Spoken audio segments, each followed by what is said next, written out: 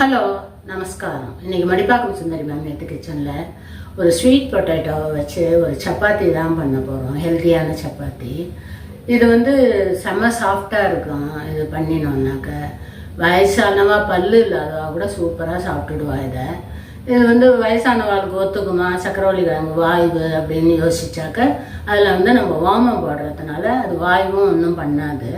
அதனால் வயசானவாளுக்கும் தைரியமாக கொடுக்கலாம். அதேமாதிரி குழந்தைகளுக்கு வேணும்னா இதுலேயே கொஞ்சம் சர்க்கரையை போட்டு ஓமம்லாம் இல்லாமல் அந்த மாதிரி பண்ணியும் சப்பாத்தி மாதிரி பண்ணி கொடுக்கலாம். இது விரத நாளுக்கே ரொம்பவே இது யூஸாக இருக்கும். விரத நாளில் நம்ம எப்போவும் உப்புமா, இட்லி, தோசை அப்படின்னு பண்ணாமல், அதுவும் ஏகாதசிக்கு பர்டிகுலராக ரைஸ் அவ்வளோவா சாப்பிட மாட்டா. அந்த மாதிரி சமயத்தில் ஏகாதசி, சிவராத்திரி அந்த மாதிரி சமயத்துலலாம் இந்த மாதிரி ஒரு சப்பாத்தி நம்ம பண்ணினோம்னாக்கா பத்து இல்லாத பலகாரமாக இருக்கும். அதுக்கு ஒரு கொத்தமல்லி சட்னியோ இல்லை தேங்காய் சட்னியோ அரைச்சிக்கலாம். இதுக்கும் அந்த சட்னிக்கும் சூப்பர் காம்பினேஷன் நல்லாவே இருக்கும். எங்களை நிறைய நார் சத்து இருக்கிறதுனால அது நல்லது உடம்புக்கு எல்லாருக்குமே. அதில் நிறைய சத்துக்கள் இருக்குது. நிறைய சேர்த்துக்கோங்க. கேன்சர் வருது, கேன்சர் செல்ஸ் எல்லாம் அழிக்கும் அப்படிங்கிற மாதிரிலாம் சொல்கிறா டாக்டர்ஸ்லாம். அடிக்கடி சக்கரவள்ளி கிழங்கு உணவில் சேர்த்துக்கோங்க அப்படிங்கிறா. விட்டமின் ஏ, பி, சி எல்லாம் இருக்கிறதுனால கண் பார்வையை மேம்படுத்தும் அப்படின்னு போட்டிருக்கு. ரெண்டாவது குடல் இயக்கத்தை கூட சரி பண்ணும். அதில் நிறைய நார் சத்து இருக்கிறதுனால குடல் இயக்கத்தையும் நல்லா சரி பண்ணும் அப்படின்ற மாதிரி போட்டிருக்காங்க. புற்றுநோய் செல்களெல்லாம் நல்லா அழிச்சிடும் அப்படிங்கிறா. அதனால் நம்ம அடிக்கடி உணவில் சக்கரவள்ளி கிழங்கு சேர்த்துக்கலாம். சக்கரை நோயாளிகள் கூட தைரியமாக எடுத்துக்கலாம் அப்படிங்கிற மாதிரி தான் போட்டிருக்கு. அதனால் அப்பப்போ கொஞ்சம் கொஞ்சம் நம்ம சேர்த்துக்கலாம். அதனால் வாங்க இப்போ எப்படி பண்ணலாம் அப்படிங்கிறத பார்ப்போம். இப்போ இந்த ஸ்வீட் பொட்டேட்டோ சப்பாத்தி பண்ணுறதுக்கு என்னென்ன சாமான் தேவை அப்படிங்கிறத பார்க்கலாம் வாங்க. இதுக்கு ஒரு 1/4 கிலோ அளவுக்கு சக்கரவள்ளி கிழங்கு எடுத்துட்டுருக்கேன். அதை நல்லா மண் போக அலம்பிட்டு 2-3 தடவை நல்லா அலம்பிட்டு நல்லா தோலை சீவிட்டு இதே மாதிரி துண்டமாக எடுத்து போட்டு வச்சுக்கணும். அதுக்கப்புறமா நம்ம ஸ்டவ்வை பற்ற வச்சுட்டு ஒரு குக்கரில் 1.5 டம்ளர் அளவுக்கு தண்ணி விட்டுக்கலாம்.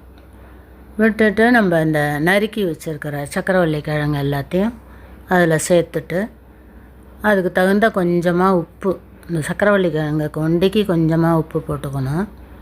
உப்பை போட்டுட்டு நம்ம குக்கர் மூடியை போட்டு மூடி ஒரு 2 விசில் அளவுக்கு விடணும். அந்த கிழங்கு வேகிற அளவுக்கு 2 விசில் விட்டு ஆஃப் பண்ணிடலாம் ஸ்டவ்வை.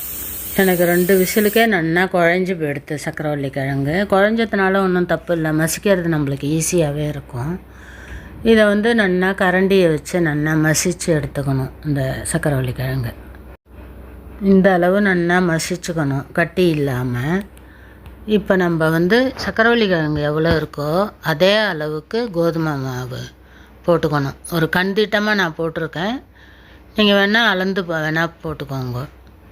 போட்டுட்டு ஓமத்தை எடுத்து நல்லா 2 கையிலையும் வச்சு கசக்கிட்டு போடணும். அதில் ஒரு 1/4 ஸ்பூனுக்கும் குறைச்சலாக தான் காரப்பொடி போட்டுருக்கேன். ஒரு 2 சிட்டிகை தான் இருக்கும்.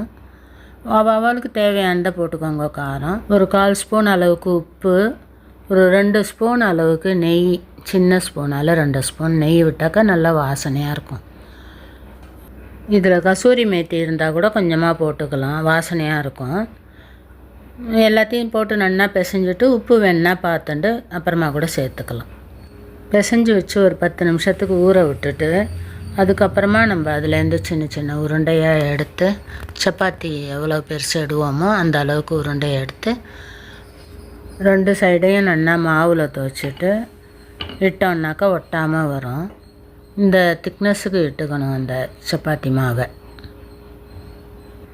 இப்போ ஒரு வானலை சூடு பண்ணிவிட்டு அதில் ஒரு 1/4 ஸ்பூன் அளவுக்கு எண்ணெயை விட்டுட்டு நல்லா ஸ்ப்ரெட் பண்ணி விட்டுட்டு இந்த நம்ம இட்டு வச்சுருக்கிற சப்பாத்தி எடுத்து அதில் போட்டு ஒரு 2 நிமிஷம் வெந்ததும் திருப்பி போட வேண்டியது தான். இப்போ 2 சைடும் வெந்ததும் எடுத்து தட்டில் எடுத்து வச்சிடலாம்.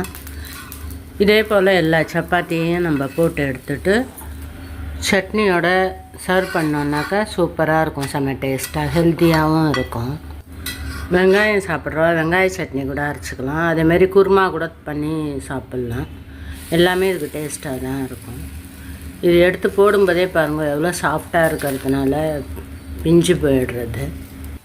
தோசைக்கல்லில் போட்டதுமே எப்படி உப்பிக்கிண்டு வருது பாருங்க, செம சாஃப்டாக இருக்கும். இது நீங்களும் இதே போல் செஞ்சு பார்த்துட்டு எப்படி இருந்ததுங்கிறத கமெண்ட்டில் சொல்லுங்கள். வயசான வாழ்க்கை ஏற்ற ஹெல்த்தியான சாஃப்டான சப்பாத்தி ரெடி. இந்த வீடியோ உங்களுக்கு பிடிச்சிருந்ததுன்னா ஒரு லைக் பண்ணுங்க, ஷேர் பண்ணுங்க, சப்ஸ்கிரைப் பண்ணுங்க. தேங்க்யூ ஃபார் வாட்சிங். நெக்ஸ்ட் வீடியோவில் வேறு ஒரு ரெசிபியோடு பார்க்கலாம்.